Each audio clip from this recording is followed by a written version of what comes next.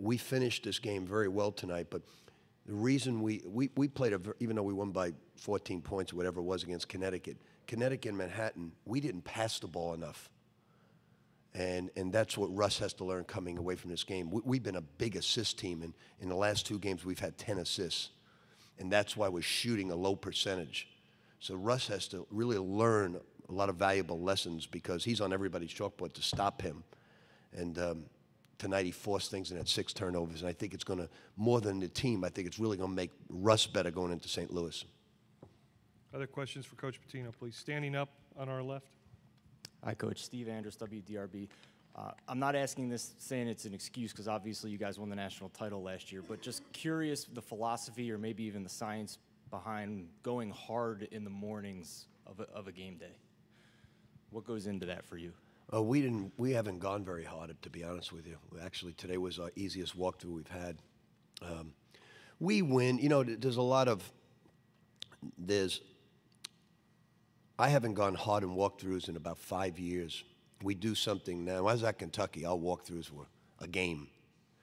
But we haven't gone hard. We do something called recognition, where we huddle a team so the defense doesn't know what play's coming, and then we go through. We don't fast break out. So I've learned the opposite. We've gone more through recognition and looking at it since I've come back from the Celtics. After doing such a great job there, I learned my lesson. Anything else for Coach Pitino? On our far right, please.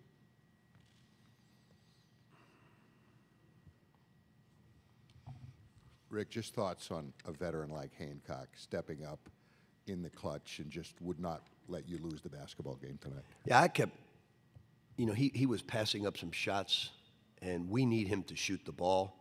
And I was all over him in the timeout. I said, when you get open, you shoot the ball. You understand me? Because he kept ball faking and trying to drive. And we've got to have his, when Russ is having an off night, we got to have his attack. But the story tonight was we won the game, but any team in this tournament, I mean, Albany played Florida to the mat. You know, it's because of everybody leaving so early, that's what makes March Madness so much fun. You know, I think we're a very good basketball team.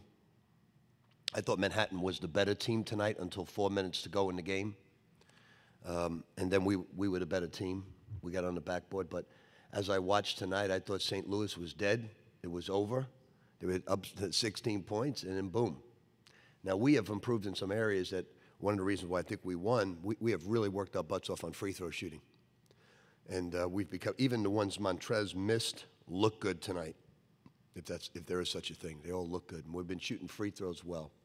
So this was a great win for us. We can move on, and I think it'll really help us this game. I'm glad it was a tight game that we had to fight back. We'll take one more standing in the aisle again.